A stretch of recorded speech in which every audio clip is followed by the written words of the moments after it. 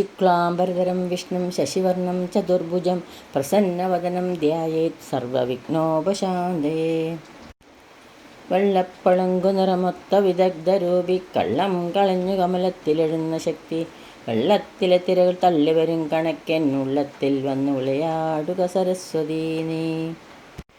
ഏകം നിത്യം വിമലമജലം സർവാദിസാക്ഷിഭൂതം ഭാവാതീതം ത്രിഗുണരഹിതം സദ്ഗുരും തം നമാമി. ശാന്താകാരം ഭുജഗശയനം പത്മനാഭം സുരേശം വിശ്വാധാരം ഗഗനസദൃശം മേഘവർണം ശുഭാംഗം ലക്ഷ്മീകാന്തം കമലനയനം യോഗിഹൃദ്യാനഗമ്യം വന്ദേ വിഷ്ണും ഭവഹരം സർവലോകൈകനാഥം. ബാലായ നീലവപുഷേ നവകിങ്കിണീകജാലാഭിരാമജഘനായ ദിഗംബരായ ശാർദൂല്യ ദിവ്യനഖഭൂഷണഭൂഷിതായ നന്ദാത്മജായ നവനീതമുഷേ നമസ്തേ. കൈരണ്ടും കൂപ്പി ഞാൻ വീണ്ടുമീരക്കുന്നു നീരജലോചന നിന്നോടായി ഏതീനും അന്യനെ കുമ്പിടേണ്ടാത്തൊരു രീതിയിൽ നീ എന്നെ പാലിക്കുന്നേ.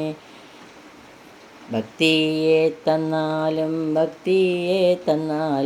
ഭക്തിയൊഴിച്ചൊന്നും വേണ്ടേ വേണ്ട, ഭക്തിയൊഴിച്ചൊന്നും വേണ്ടേ വേണ്ട.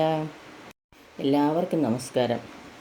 ശ്രീ ലീലാശുക കവി വില്യമംഗലം സ്വാമിയാർ രചിച്ച മാധവലീലകളുടെ മധുര മനോഹരമായ ശ്രീകൃഷ്ണ കർണാമൃതം അതിൽ 2-ാം സർഗത്തിൽ 81 മുതൽ 85 വരെയുള്ള ശ്ലോകങ്ങളാണ് ഇന്നിവിടെ സ്മരിക്കുന്നത്.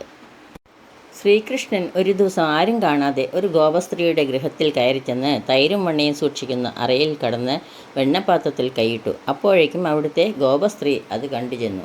ആ ഗോപസ്ത്രീയും കൃഷ്ണനും തമ്മിലുള്ള ചോദ്യോത്തരങ്ങളാണ് താഴെ കൊടുക്കുന്ന ശ്ലോകം. ശ്ലോകം 81.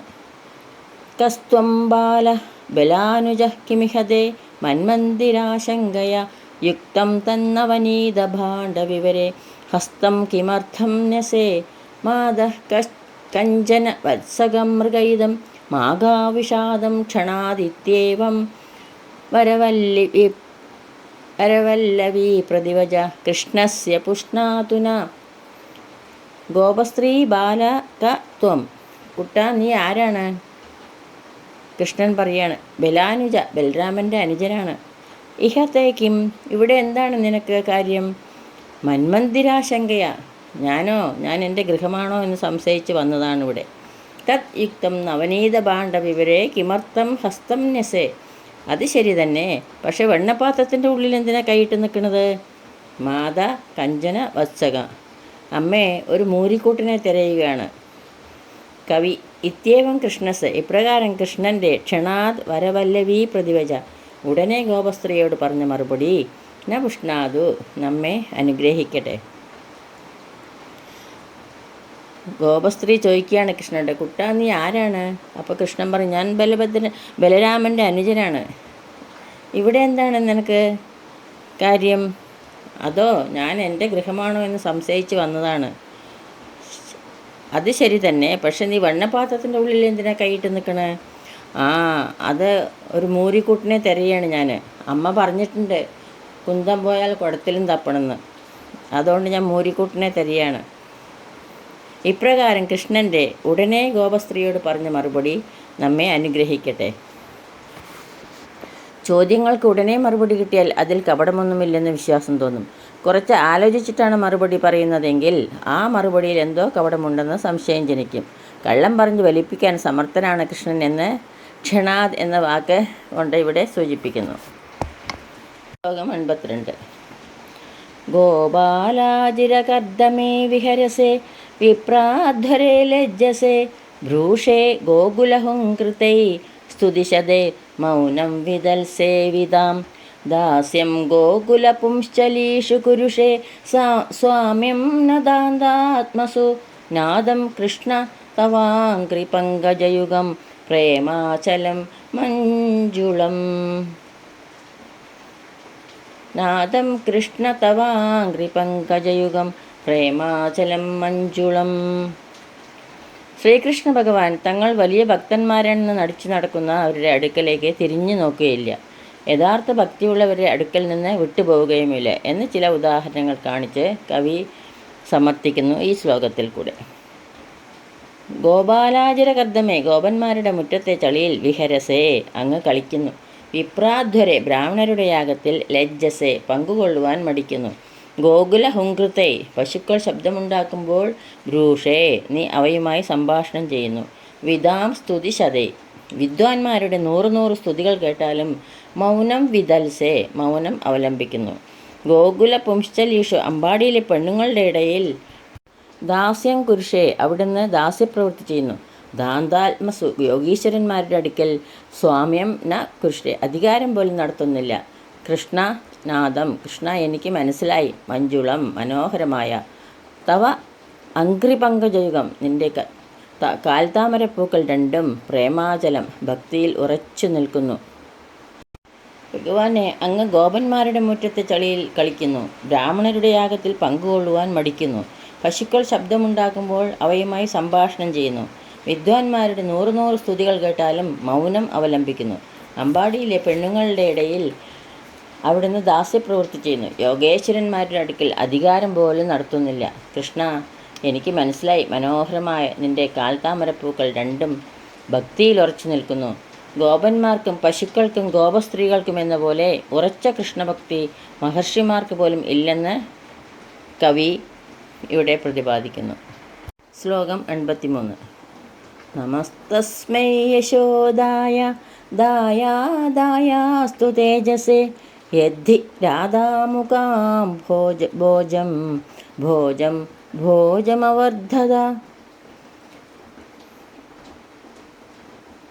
യശോദാനന്ദനും രാധാപ്രിയതമനുമായ കൃഷ്ണനെ കവി ഇവിടെ നമസ്കരിക്കുകയാണ് ഈ ശ്ലോകത്തിൽ കൂടി.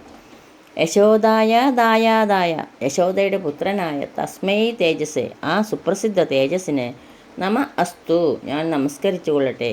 യത് ഹി, ആ തേജസ്സാണല്ലോ രാധാമുഖാംഭോജം, രാധയുടെ മുഖാരവിന്ദത്തെ ഭോജം അവർദ്ധത, നുകർന്ന് വളർന്നു വന്നത്. രാധയുടെ മുഖത്തേക്ക് നോക്കി സൗന്ദര്യം നുകർന്നും മധുരവചനങ്ങൾ കേട്ടും വളർന്നു വന്ന യശോദാനന്ദനായ കൃഷ്ണനെ ഞാൻ നമസ്കരിക്കുന്നു എന്ന് കവി ഈ ശ്ലോകത്തിൽ കൂടി കാണിക്കുന്നു. ശ്ലോകം 84. അവതാരാ സന്ധ്വന്യേ സരസിജനയനസ്യ സർവതോ ഭദ്ര, കൃഷ്ണാനദ്യ കോ വാ പ്രഭവതി ഗോഗോപഗോപികാമുക്തേ. സർവതോഭദ്ര, എല്ലാവർക്കും മംഗളം നൽകുന്ന സരസിജ നയനസ്യ, മഹാവിഷ്ണുവിൻ്റെ അന്യേ അവതാര, മറ്റുള്ള അവതാരങ്ങൾ സന്തു ഉണ്ട് എന്നത് ശരി തന്നെ. കൃഷ്ണാത് അന്യ, കൃഷ്ണനല്ലാതെ വേറെ ഗോവ, ആർക്കാണ്? ഗോഗോപഗോപികാമുക്തേ, പശുക്കൾക്കും ഗോപന്മാർക്കും ഗോപസ്ത്രീകൾക്കും മുക്തി നൽകാൻ പ്രഭവതി, കഴിവുള്ളത്. എല്ലാവർക്കും മംഗളം നൽകുന്ന മഹാവിഷ്ണുവിൻ്റെ മറ്റുള്ള അവതാരങ്ങൾ ഉണ്ട് എന്നത് ശരി തന്നെ. പക്ഷേ കൃഷ്ണനല്ലാതെ വേറെ ആർക്കാണ് പശുക്കൾക്കും ഗോപന്മാർക്കും ഗോപസ്ത്രീകൾക്കും മുക്തി നൽകാൻ കഴിവുള്ളത്? കൃഷ്ണാവതാരത്തിൻ്റെ പ്രധാന ലക്ഷ്യം പാവങ്ങളെ മുക്തി നൽകി അനുഗ്രഹിക്കലാണെന്നും വിഷ്ണുവിൻ്റെ മറ്റവതാരങ്ങൾക്കൊന്നും ആ ലക്ഷ്യം കാണുന്നില്ലെന്നും കവി ഈ ശ്ലോകത്തിൽ കൂടി വിളംബരം ചെയ്യുന്നു. ശ്ലോകം 85. മധ്യേ ഗോകുലമണ്ഡലം പ്രതിദിശം ചാമ്പാരവോജൃംഭിതേ, പ്രാതർദോഹമഹോത്സവേ നവഘന ശ്യാമം രണന്നൂപുരം. ഭാലേ ബാലവിഭൂഷണം കടിരണത് സത്കിങ്കിണീമേഖലം, ഖണ്ഡേ വ്യാഘ്രനഖം ച ശൈശവകല കല്യാണകാസ്ന്യം ഭജേ. അമ്പാടിയിൽ പ്രഭാതത്തിൽ കാണുന്ന ഉണ്ണികൃഷ്ണൻ്റെ നയന മനോഹരമായ രൂപഭംഗിയാണ് ഈ ശ്ലോകത്തിൽ കൂടി കവി വർണ്ണിക്കുന്നത്.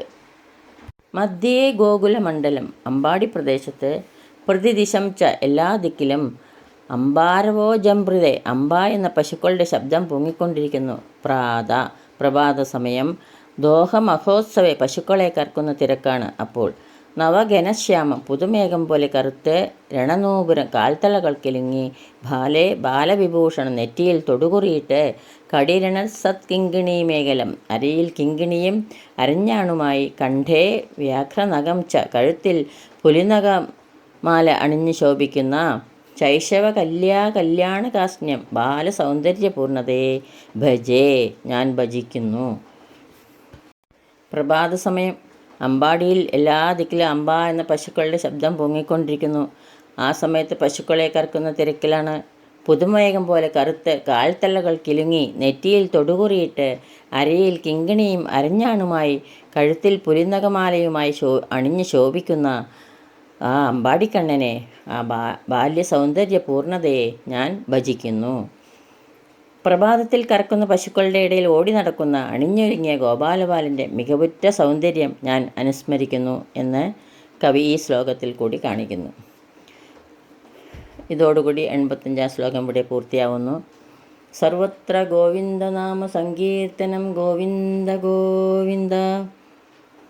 യദക്ഷരപദഭ്രഷ്ടം മാത്രാഹീനം ത്വയേദ്ഭവേത് തത്സർവം ക്ഷമ്യതാം ദേവ നാരായണ നമോസ്തുതേ, നാരായണ നമോസ്തുതേ. കായേന വാചാ മനസേന്ദ്രിയൈർവാ ബുദ്ധ്യാത്മനാ വാ പ്രകൃതേ സ്വഭാവാത് കരോമി യദ്യത് സകലം പരസ്മൈ നാരായണായേതി സമർപ്പയാമി. സർവം നാരായണായേതി സമർപ്പയാമി. സ്വസ്തി പ്രജാഭ്യ പരിപാലയന്താം ന്യായേണ മാർഗേണ മഹീം മഹീഷാ. ഗോബ്രാഹ്മണേഭ്യ ശുഭമസ്തു നിത്യം. ലോകാ സമസ്താ സുഖിനോ ഭവന്തു. ലോകാ സമസ്താ സുഖിനോ ഭവന്തു. ലോകാ സമസ്താ സുഖിനോ ഭവന്തു. സർവത്ര ഗോവിന്ദനാമ സങ്കീർത്തനം ഗോവിന്ദ ഗോവിന്ദ. സദാ സർവത്ര ഗോവിന്ദനാമ സങ്കീർത്തനം ഗോവിന്ദ ഗോവിന്ദ.